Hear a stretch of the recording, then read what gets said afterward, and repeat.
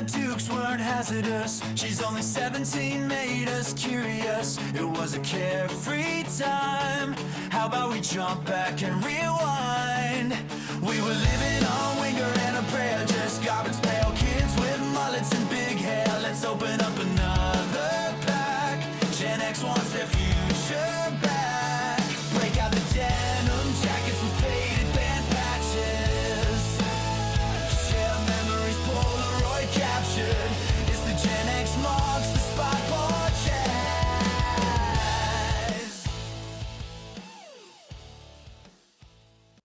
Welcome everyone to the Gen X Marks the Spot podcast, where every generation leaves its mark, but our generation, Gen X, we left it in hairspray and flannel shirts. I'm your host, Joe Augustine. My co-host, Eddie Adam, he's out there hard busting his butt for his family. He couldn't make it today. So Ed, shout out to you, buddy. On our show today, we are going all the way back, rewinding it to the year we are going back to 2001. You may not think that's Gen X, but our guest today has some huge connections to the music industry of artists from our generation. Tom Keifer of Cinderella, Mick Mars of Motley Crue, Steven Adler of Guns N' Roses, and Bon Jovi. Listen, towards the end of the interview, there is a huge story about Bon Jovi's Priest and how rock and roll meets spirituality and having a direct line to the Pope. Well, that's rock and roll itself right there. With that said, our guest today, David Lynam of the band Lynam, former drummer and now up-and-coming comedian, is bringing some infectious grooves and humor to our show today, grabbing some stories out of the rock vault that no one may have ever heard about, huh? Let's check out my interview with him. Back in the late 90s, early 2000s, your band Lynam started making a name for itself. And that was kind of, from what I imagined, the resurgence of hair metal hard rock scene. Yeah, I mean, our image was always that because we grew up looking at our idols from the 80s. They looked kind of like you would picture a superhero. They were like bigger than life. And so our music just kind of fell in line with that. For the longest time, we considered ourselves active rock. And as we started to gain notoriety, the bands that would reach out to us about doing tours weren't who we expected. I mean, we eventually toured with Godsmack and Papa Roach and Hinder and current active rock bands at the time. But the people reaching out to us for like Janie Lane and all these, gosh. and Tom Keifer would offer. We were managed by the same people as Cinderella, so we got pitched to tour with them, and we thought, well, normally a band would be like, man, that's not the market we're trying to market to, but we idolize these guys, so we're like, it's better than no tour at all. Let's get out there and start doing it. And we were able to fit in with a lot of those. We didn't realize it at the time, but looking back, we sounded like a lot of those bands because we would get told all the time, guys, if y'all would have been 15 years before, I'm telling you, y'all would be a household name. And that got told to us a bunch. Well, I know one song in particular for me. I think it was off your Tragic City Sympathy or Symphony CD. Is This a Heartbreak or Loaded Gun? Man, what a Def Leppard anthem this song is. That's our favorite album. Most people, the lion's share of people that like our band, Slave to the Machine was just the perfect mix of rawness and production. But we spent a lot of time on Tragic Symphony. Not only did it have a lot of ballads that kind of get swept under the rug because we're not known for that, but it was just, we took several different producers that we idolized and had them mix individual songs, and guys that are not even alive anymore. It was just like they costed us an arm and a leg to do it, but like getting a mix back from the guy that mixed Nickelback and worked under Mutt Lange, getting a mix back from him and just hearing what we sent him and what he sent us back, how much brighter and just amazing that it was. And you know, they have all kinds of tricks. We recorded that album, my drums at 125% speed, so 25% faster. Mm-hmm. So I played it really fast, and then they slowed it down to tape, and that's where that big drum sound comes from in that album. And it was a polished album. We really like that one the best, but most people like Slave to the Machine. But you're right, Heartbreaker Loaded Gun was a song that we knew didn't have a shot at radio, but we knew you know, 80s rockers were going to be like, dude, that's the best. And you know, kind of going back to what you said, if you came out 15 years earlier, yeah, that song definitely would be a hit. I think also on the same CD release, you did Enemy with Tom Keifer and Hinder. Yeah, I mean, it was one of those songs that we had. I mean, we didn't need anybody else on it, but we just kind of threw it out there. Hey man, you're a great slide guitarist. We were doing shows with Tom Keifer, and we just kind of threw it out there. Would you be willing to play slide on this song? And we played it for him, and he was like, yeah.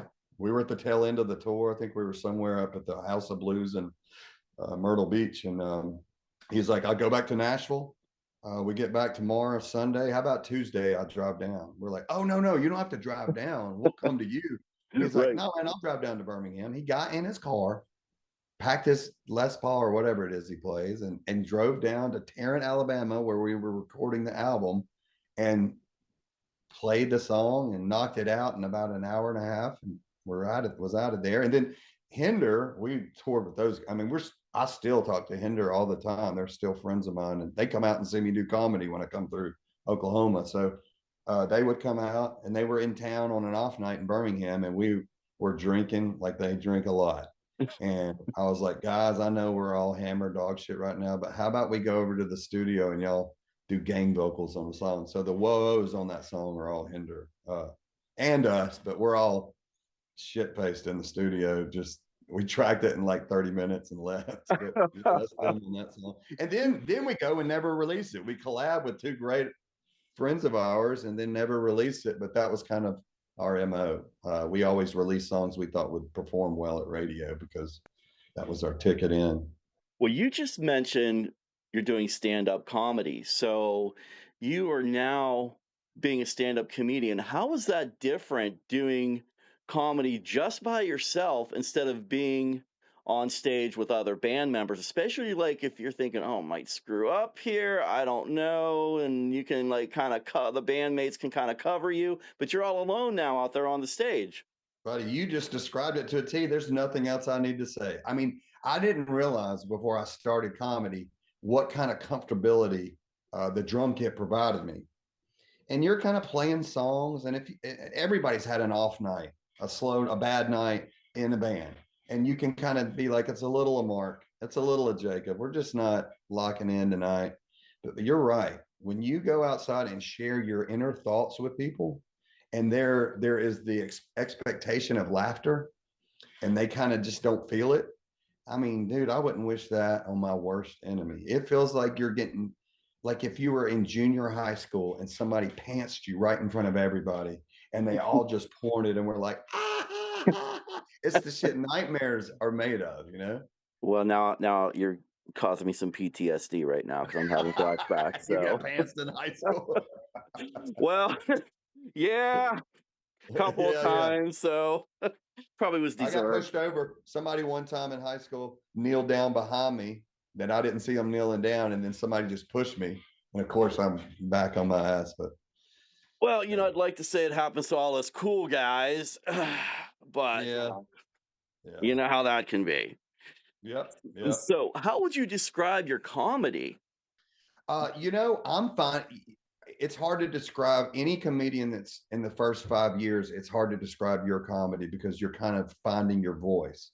I, without a doubt, know that my time spent with Steven Adler and being in the studio and seeing Slash record stuff and Mick Mars and conversations I've heard between him and Motley Crue and wild stuff that's happened on the road with Lynam and just all this kind of stuff will end up being my niche thing that I do on stage. And people that like those bands and rock music will come see me to hear those stories and hear my take on them and how I make them funny.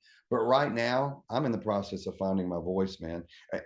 Not what's crazy about comedy is as soon as I started doing it, I quickly realized nobody, and I mean nobody in comedy, knows about my career in music or cares about it. They don't know about my band. They don't like, oh man, we're so honored to have you here. It is fun, be funny or get out of the way. That's all people care about in comedy is just be funny.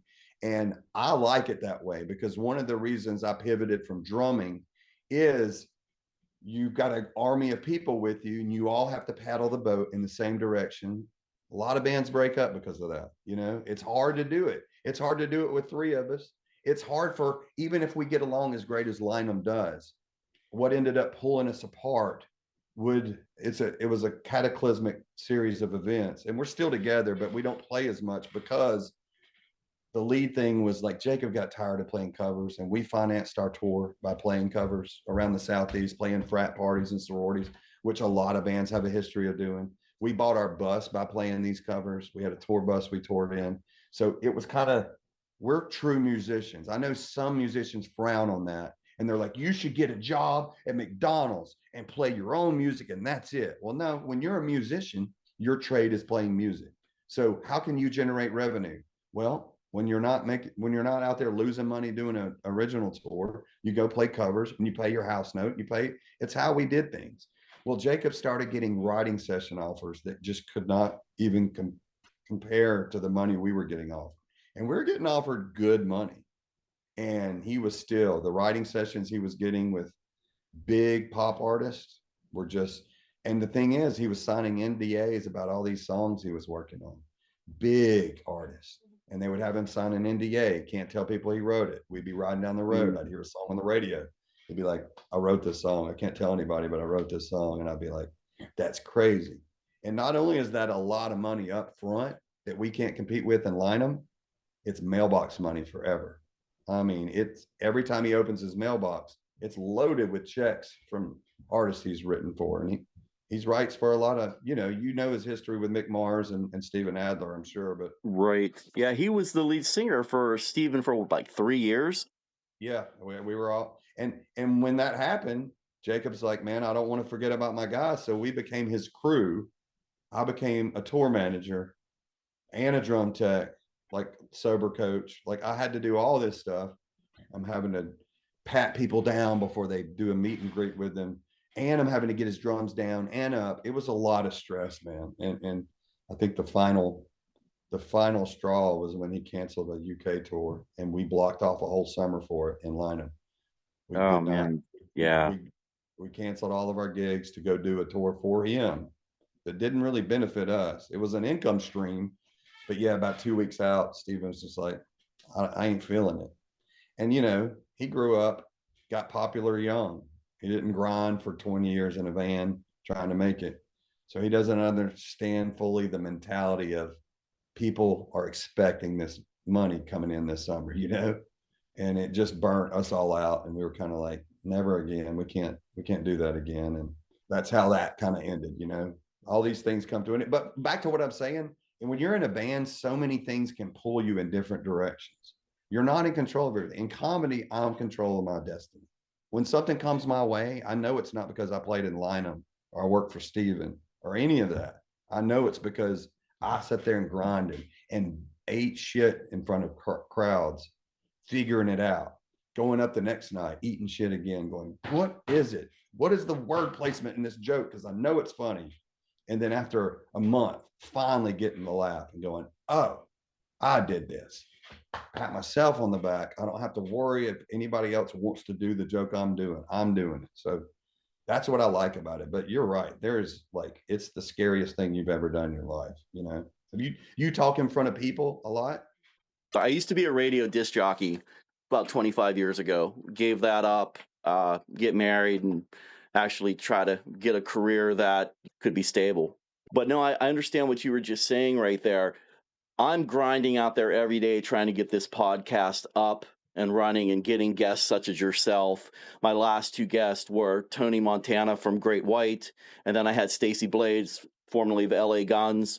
And I have been told no multiple times, but I keep grinding and putting myself out there, tweaking this, tweaking that until opportunity knocks, such as you and Tony and Stacy, and I couldn't be more grateful for you guys. Well, I mean, you miss 100% of the shots you don't take. So you've already got your no by not asking these people. From what I understand, how Lynam started, you had a show booked and not a singer, and you actually ran into a singer the day before the actual event. Some mutual friends of ours in the band US, a band that's still kicking like a pack of ninjas today, needed this club we all used to play back in the day, had a front door and a back door. You couldn't just hire one door guy, you had to hire two, because you had to put one on each door because people would trickle in the back and you'd lose a lot of money. And they hired us independently of each other. And Jacob was in a band called Mars Electric that was just getting dropped from the label and kind of ending. And I was like, and he'd been on a major label, but he ain't been making money. The label would spend money, but he wouldn't be making any for like studio time and stuff.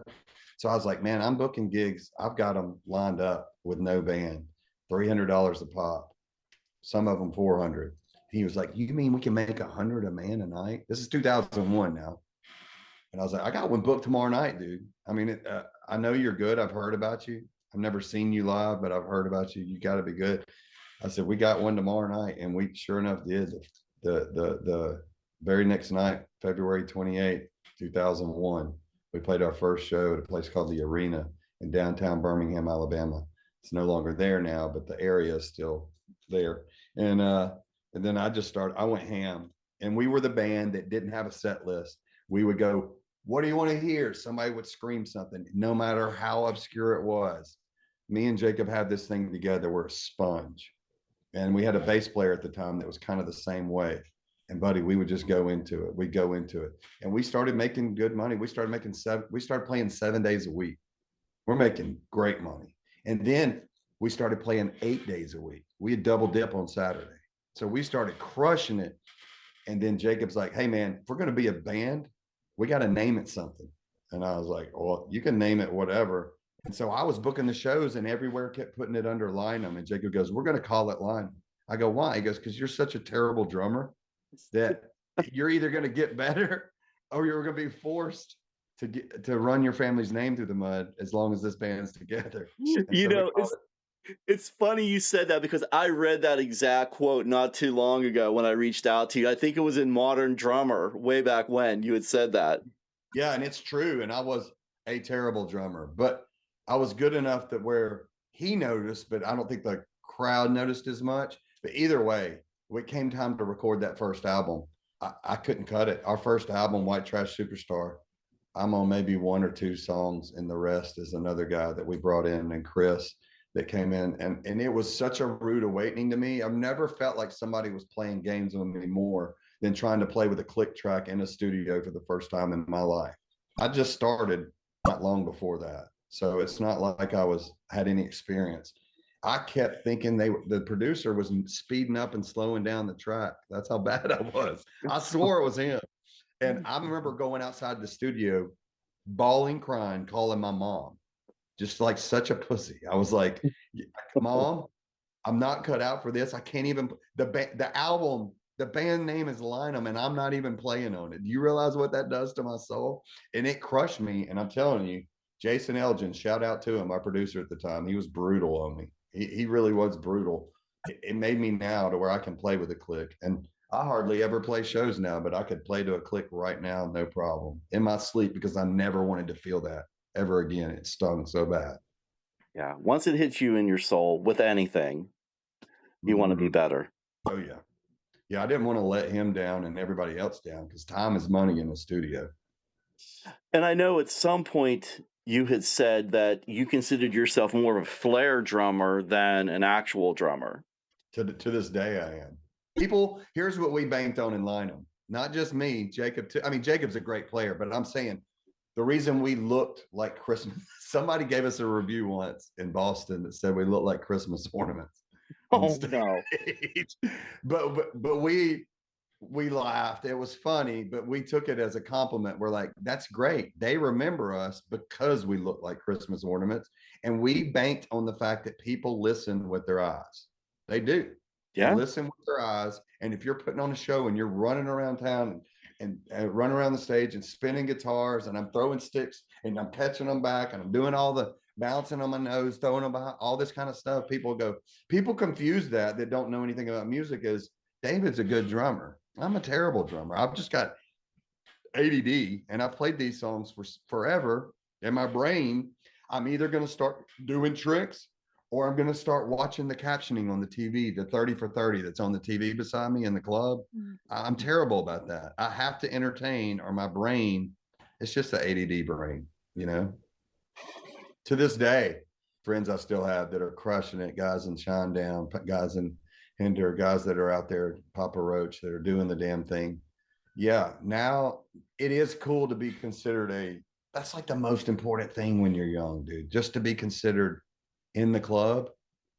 Not, you don't, who cares if you're better or worse or whatever you are, you're in the network, you're in the club. And it's a big thing in comedy too. I have to tell you, hanging out with comedians after a show is the most fun I've had ever. I recommend it to anybody. Even when I was in a band, if I found out there were comics in town hanging out, that's where I went and hung out. They were the most fun to hang out with. And just being considered a musician, even though I have this imposter syndrome that I know I'm not as good as a lot of my friends. Like the guy that plays drums for Blackstone Cherry, he's a friend of mine. He thinks I'm great, but I know he can work circles around me. I know he's incredible. Zoltan that plays with Vince, me and him have been friends forever, and he's the worst at taking compliments. I try and tell him I steal everything I do from him, and I don't give him any credit. I tell him all the time, I was like, people think I came up with this stuff. I just want you to know I'm not going to give you credit on it. But it's just cool to be considered one of the guys, you know, in Yeah, the day. absolutely. What made you want to get into comedy? I mean, good sense of I've humor. always had a fantasy about it, but I've never had the guts to do it.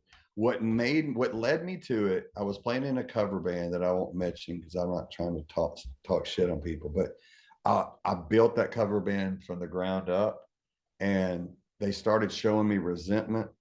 I would bring them offers for big time money, like Tuesdays and Wednesdays for like 3,500, $4,000 right in our backyard. And they would be like, no, man, we don't want to go do it during the week. We only do it on the weekend. And they started just mistreating me and making me feel like a piece of crap.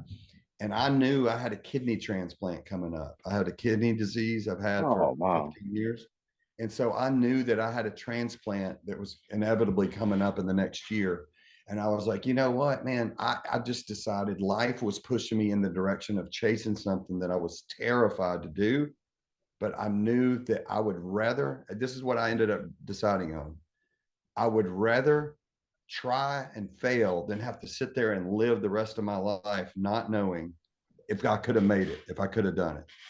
And the first time I was given a real shot opening up for a friend of mine named Cassio, I did a 5-minute set, and most of it was absolutely garbage. But one of the jokes I did got a big pop, and everybody, the whole like 200 plus people laughed at one time, and it struck something inside of me. And I knew in that moment, I was like, I may never sit behind a drum kit again. I don't know. One thing I'm positive of, I will be doing comedy until I take my last breath. And that's for sure. Cause I've played in front of 50,000 people in Birmingham at city stages, and I've never felt what I felt in a room full of 200 people laughing. It was just like, cause I knew this wasn't a song Jacob wrote. This was a thought I had, and they connected with it and laughed. Oh my God, I can't even explain. And what sucks is most people will never get to feel what that feels like. It sucks because it's the most addictive thing you'll ever feel in your life, is just saying something hilarious and a room busted out laughing. It's like the biggest rewarding thing I've ever felt in my life, next to my son being born, obviously. You had him in the palm of your hand. Yeah, for just a second too. And I lost them real quick after it. Trust me. I finished that set. I left them wanting less. You know what I'm saying? Well, hey, you know what? Anything that keeps you going, and right then and there, that was your moment, and you knew. Yeah, yeah, it was the aha moment, and much to my wife's chagrin, she hates it that I do comedy. I don't make much, if any, money. I'm 2.5 years in, and I'm just getting to the point to where I break even on some weeks, and it's expensive. It's crazy. You think about what I do. I'll drive from here to Atlanta 3 hours to do 3.5 minutes and get back in the car and drive 3 hours back, 2.5, 3 hours back. It's crazy. I do it all the time. For 5 minutes, I'll drive to Nashville and do 5 minutes. And it's just getting in front of a new audience, getting in front of a real audience. Now I'm starting to get shows. Now I'm going out with guys that are kind of big, and I'm getting to doing comedy in front of a real group of paid audience members versus open mics where there's just other guys doing comedy, listening to you night and day, night and day. I don't think I could ever do that, which you do. I always say, and this is such an old cliche and joke, and I'm sure you've heard it, but I don't have the face for TV. I have the voice for radio. That's it. I could Yeah, not I got a stand friend up. of mine that does radio every day, does talk radio, talks 4 hours a day on the radio.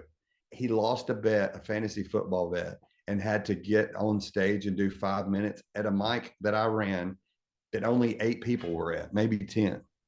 And he was about to shit a circus midget on stage, dude. He was petrified, and he dreaded it like it was the plague. I was like, man, just tell a funny story. All you got to do is like senior week, the year you graduated, Panama City, tell some crazy story that lasts about 5 minutes. That's all you have to do. You're just talking to friends. You have to pretend you're talking to a friend. It's easier said than done when there's a spotlight in your face, though. It changes everything.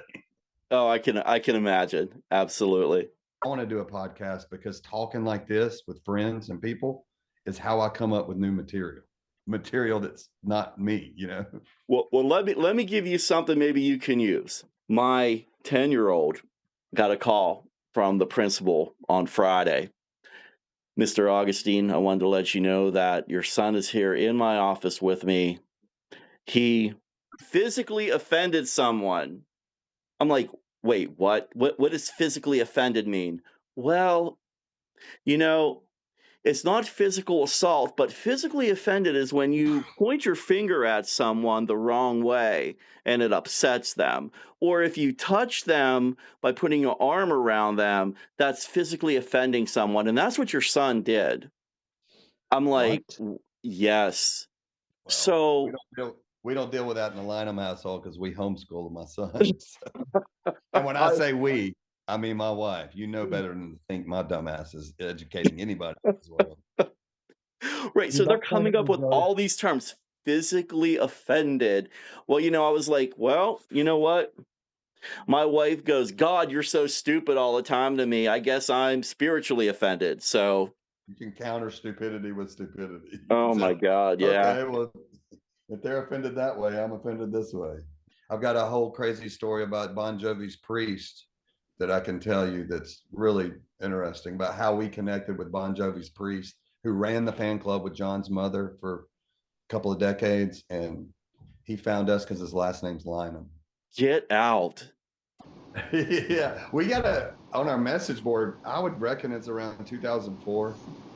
I'm guessing that. I'm bad with time date stamps, but it was definitely during the MySpace era. We had a MySpace page and we had our own website. We had a message board that was pretty active for a band of our stature, kind of regional band.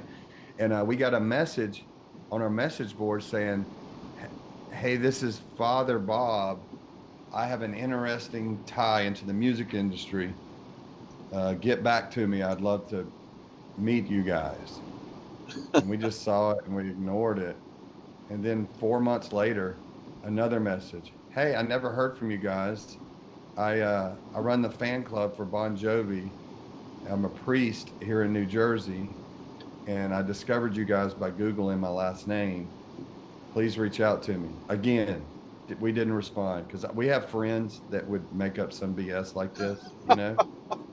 Right. And so but I did tell my mom about it. I told my mother, I was like, this guy is telling us he's Father Bob and he's his last name's Lynam, he said, and he runs the fan club with John's. None of it added up. Like, that doesn't make sense why a priest would be affiliated with that band and also fan club and also marry all the people in the band. And I was like, that's crazy, isn't it? And she's like, yeah, that is crazy. And I let her go. And a couple of weeks later, she goes, David, I forgot to tell you, I'll look this guy, Father Bob, up. He definitely exists. He's thanked on their album, Keep the Faith. They misspell his name, but he is thanked in it. And I was like, oh, interesting. So I reached out to him to the email that he privately sent us.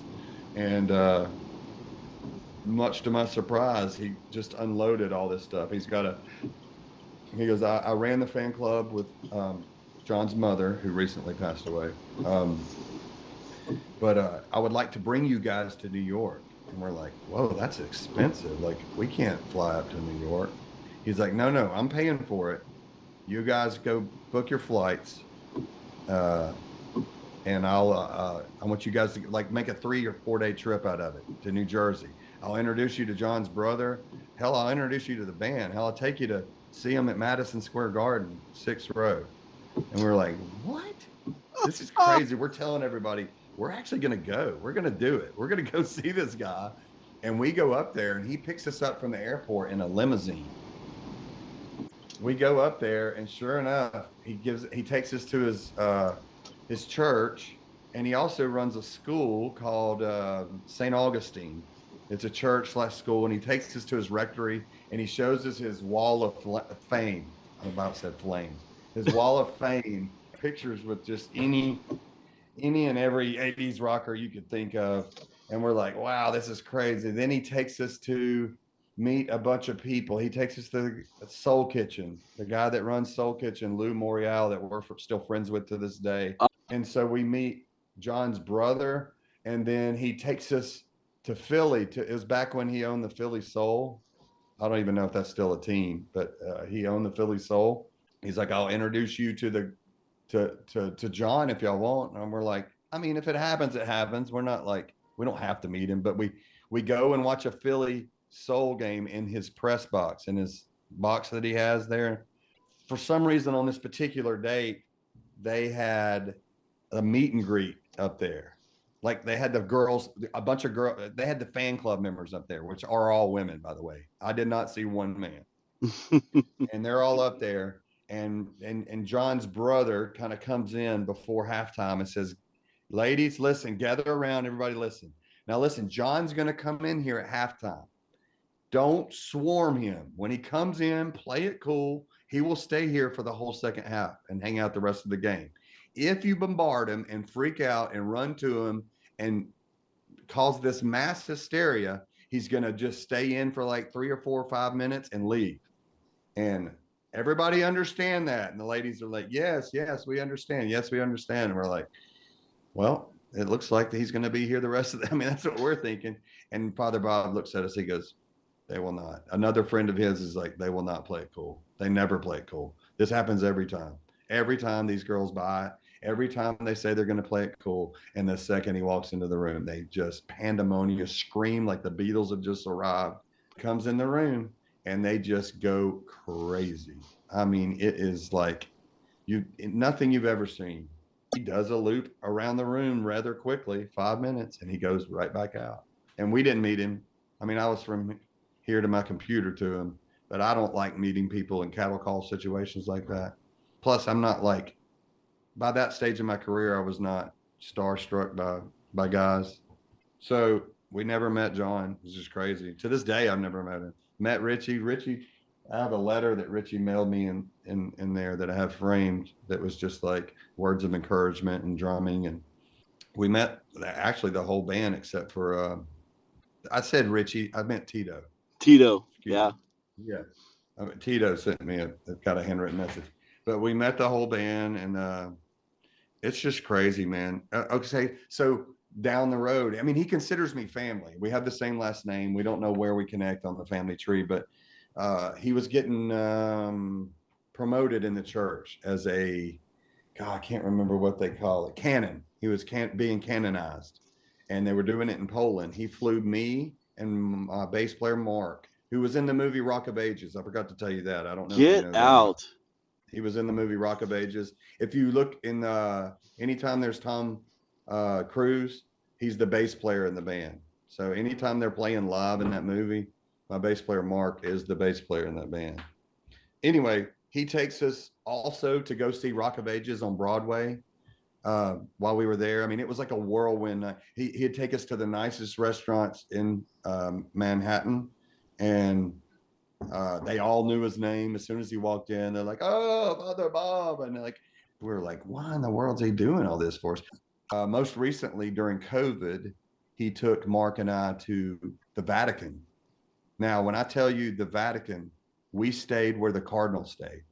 Not only did we stay where the Cardinal stayed, the Pope at the time that just passed away, he was staying where the Cardinals stay. He was considered a man of the people. And I'm not deeply religious, but just seeing the Vatican and the things we got to see was stuff that nobody, I mean, for people for generations would talk about it to their families. Like real strong Catholics would be like, it's crazy. Your great, great, great, great, great grandfather got to go in the Vatican, in the vault underneath and see all the artwork, all the crazy ancient stuff that's underneath there. We got to go and see all that stuff. And not only that, where we stay in where the Pope was, my in particular bedroom where I was staying was right across the hall from where the Pope stayed. So there was a moment when the elevators opened, when I was going downstairs and he was coming up, and it opened and the Pope is right in front of me, like me to you. And it was at the tail end of COVID. So when I saw that, I backed up real quick and I just waved at him and he nodded and walked on out. And it was just crazy. I mean, we got all my friends that are Catholic. I got rosaries that were blessed by the Pope.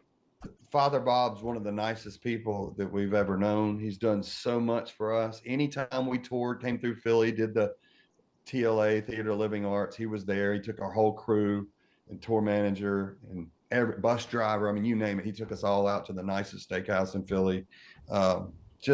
He's been such a nice guy, and all because of our band name, which has been nothing but a curse since we started the band. I mean, you want to talk about getting misspelled. Lynam is mispronounced and misspelled more than any other band name out there. Trust me. I know when you first came on, I said, "Hey, Dave, I've been pronouncing your band Lynam," and you were like, "You got it." Hey, even a broken clock's right twice a day. Somebody gets it right every now and then. Well, I gotta plug myself here for a moment. So my last name is Augustine, and I am the host of the show along with Ed. But he does run St. Augustine School, so you might want to mention that to him, and I can indulge in everything. He just sent me these pictures from when I was over there. Holy cow. Crazy. Nuts, man. Poland was crazy. Some of the worst food I've ever had in my life, but Italy made up for it because it's incredible. But well, Mark and I both got to see, I mean, just knowing him, we've got to see a bunch of stuff. Just doing music in general, even with Steven. I mean, a quick story about Steven Adler. This is in my act, but it really did happen. You know how Steven met his wife? I do not. This girl was going up and down Sunset, going, "Are you Steven? Are you Steven?" Like she's fresh off the boat. "Are you Steven Adler? Do you know Steven Adler?" It went on for weeks and weeks and weeks, and people started going, "Hey, dude, there's this chick down on the strip that's just going up to anybody and everybody asking, 'Do you know Steven Adler?'" And word got around, and they told him, and he agreed to meet her. And so he meets her, and then he marries her. Which is the craziest thing. She's from South America. That's one of the craziest stories I've ever heard in my life. If somebody was like, "I got to meet Mr. Augustine. I got to meet Mr. Augustine." And you meet her and then you marry her. Isn't that kind of crazy? But she's a godsend. She's the greatest ever, his wife, Carolina. She's great. But anyway, we're going to do a tour South America. I'm excited about it. I've never been to South America. And right. And we get to our layover in Miami. And we have a 4.5-hour layover, and it's 4 hours and 10 minutes, and Steven ain't on the plane. And they're like, "David, where is he?" I was like, "I'm sure he's just somewhere around the airport eating." He comes walking up. He's hammered. I was like, "Damn it!" And I'm sitting right at the gate, and the pilot's right beside me. He goes, I'm not letting that guy on my plane. And I was like, holy shit, this is crazy. Because everybody's texting me. They're back in the plane. All the band members, all the crew, everybody's back there on the plane. And if he don't get on it, the tour is over. They're not there to see David Lynam or Jacob or Johnny that plays with LA Guns. He was playing in the band at the time. And I'm like, I got to think on my feet. I got to think on my feet. What am I going to do? What am I going to say? I got to get him on this plane.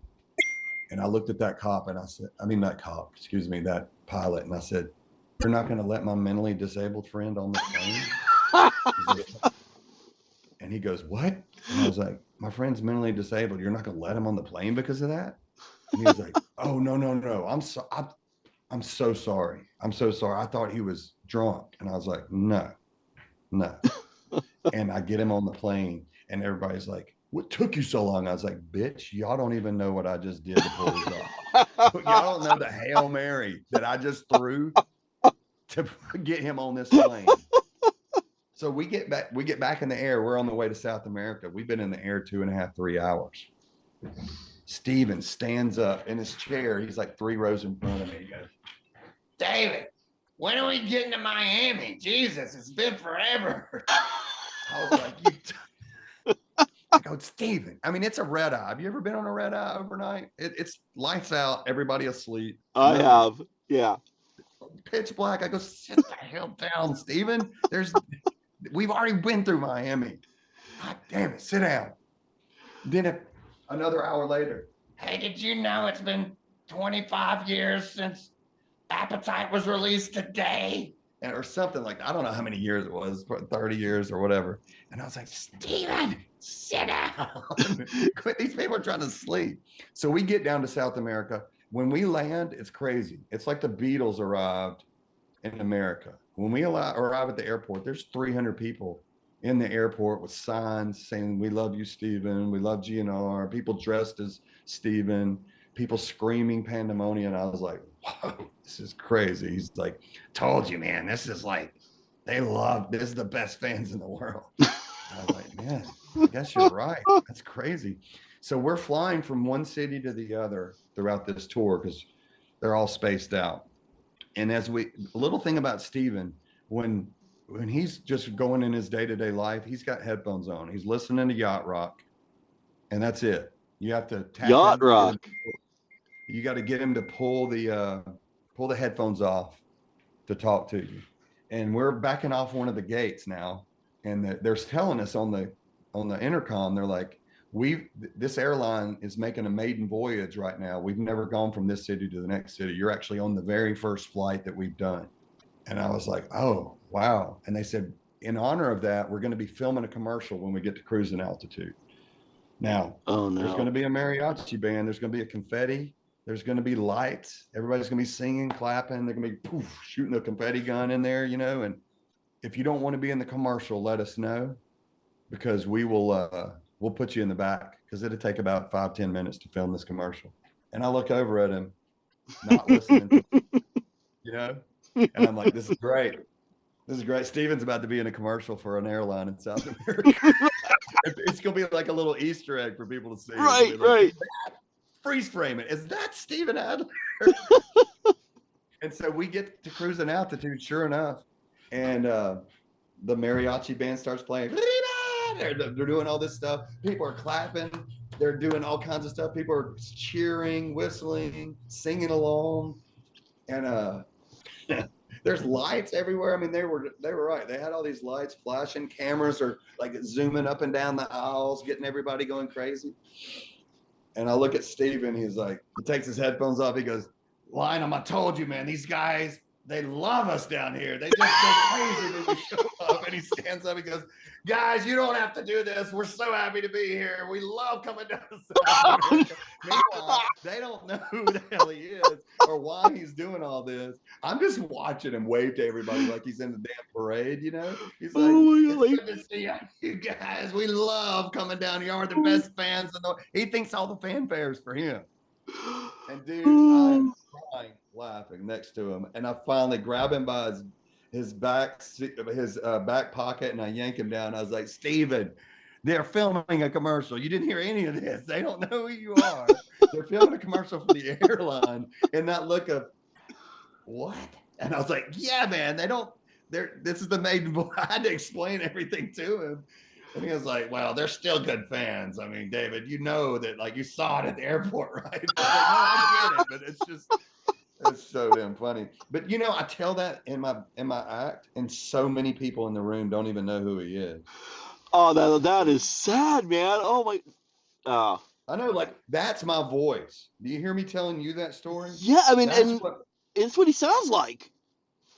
Yeah. I've nailed. I can nail Steven Adler. I've got the stroke face and all that. I can do it all. And I still talk to Steven occasionally. I checked in on him a couple of months ago, and he's doing good. But I mean, just stories like that, great stories that he could never put on a podcast or a book. They're just great stories, man. They're like shit that happened back behind the scenes, why he feels he was fired, how he thought it was unfair. 80s guys will be 80s guys, man. I mean, it's just something that when you become that successful at 17, 18 years old, you never get a fair shake in the world, really. You don't know what real shit's about, you know. Yeah. It's hard to accept. It's hard to accept your era has kind of gone and past you. It's hard for a lot of guys to digest. And we would see it on tour by the way they would be like, y'all only get one light scene. We're like, guys, y'all's heyday was back in 85. You can give us a full light show. It's not like they're here to see y'all. You don't have to compress our sound. You don't have to give us half the light show.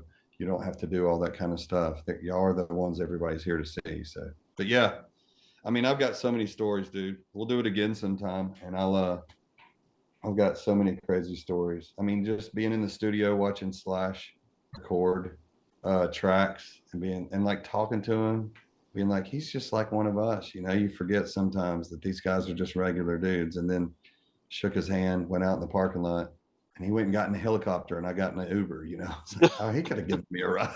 You know, there is a difference. Now I see it as he flies off from the studio in a helicopter. I was like, oh yeah, there's a stark difference. But sometimes you forget when you're talking to them, like you and I are talking, you forget who they are behind everything, you know? Yeah, no, wow. You know, you've left me speechless. Nobody ever does that. Like, I can talk, but your stories were so unexpected in how I had planned out this interview that I'm glad I just shut up and laughed. Dude, that's one thing about podcasting that maybe I'm not the greatest at, is letting a guest just empty out when they're cooking and they got a story. If they, you know, because some of these stories I'm just lucky to remember them, because for sure I've forgotten more stories than I remember. There's stories out there, and somebody randomly will say something, a musician sometimes, that will spark it, and I'll be like, holy shit, I forgot about this story. Let me just tell it to you because I may never remember it again. It's been 15, 20 years since this happened. I got to tell you, because I could never write one of those books because I can't just command stories. Just conversation I'm having with people reminds me of moments. And so that's how they come up. And that's how it came up with you. I was like, oh, I better tell them the Bon Jovi Adler story. There's just, we were on tour with Papa Roach once, and the drummer, we're walking in a truck stop down the bus bays. You know, you ever been, or truck bays? You've been in a truck stop where all the trucks are lined up getting fuel. Absolutely, yeah. He's got a burrito in his hand, and he's eating one, and he's got one in his right hand, and he's like, watch this shit. And he turns and just throws it right at the windshield of a truck where a guy's sitting in there doing his logbook. I see him down with a pen, and it goes splat, and it just splats on his windshield. And he hits his windshield wipers, and he's like, motherfucker. And he gets out, and he comes out, and he's like, and he runs into his bus. Well, I'm not running because I didn't do anything. So I'm just out there, and I go into our bus, and that damn guy comes up under our bus. I was like, it ain't our bus, buddy. It's the next one over. It's Papa Roach's bus. And he raised hell. He made his drunk ass get out of that bus and clean that damn windshield with it. But it was funny to me, but I would never, even in my wildest moment, I would never, while a guy's watching me do it, throw a damn burrito. He didn't do anything to the guy. He was just like, just shit like that. It was just like, there's so many stories like that. Oh my God. You got it, man, with comedy, storytelling, whatever you need to do. No, I don't. You do. I could sit I'll here. send you a set. I'll send you a set showing that I don't have it. I'll show you what people in Indianapolis felt like last week when they watched my set. Well, it's goddamn Indianapolis. They got the Colts. We got the Steelers. It doesn't matter what they say. No, I mean, I didn't have bad sets last week, and I had good sets, but that's it. I hope I'm on my way. I mean, it means a lot for you to tell me that my storytelling is good, because that's going to be my voice one day on stage. I just want to say I could sit here and listen to you for hours and hours, tell these stories. And the thing is, you and I are from that same era. And when you tell the Steven Adler story or the Bon Jovi story, I'm tuned in, I'm listening, and I want to know. I am beyond appreciative of you for telling me those stories. Yeah, I might as well tell them before I forget them, because my brain is going to forget these stories. Well, I'm glad you're sharing them with me. So that's all I can say. I appreciate you, and I want to wish you the best of luck with your stand-up comedy. I think you're going to go far. I really do. Have faith in yourself. Don't get inside your head, because that's the worst place to be. I know it is for me. I'll tell you, you don't want to be in my head for sure. Dave had me laughing, man. He kept me on my toes, in my seat. I was just so enamored with what he had to say and where he was going next. You know, I think we've only scratched the surface of his story vault. I just don't know if he can tell all the stories out loud, you know? Anyhow, I cannot thank Dave enough for bringing all that energy and humor to Gen X Marks the Spot podcast. He is proof, you know, that the best conversations happen when someone's got great stories and a passion to tell them right. So, if you love this episode of Gen X Marks the Spot podcast, make sure you subscribe to all our social media platforms, like us, share, leave a review. Actually, only leave good reviews. And tell some friends about the show. Peace out, everyone. Props for listening. It's the Gen X Marks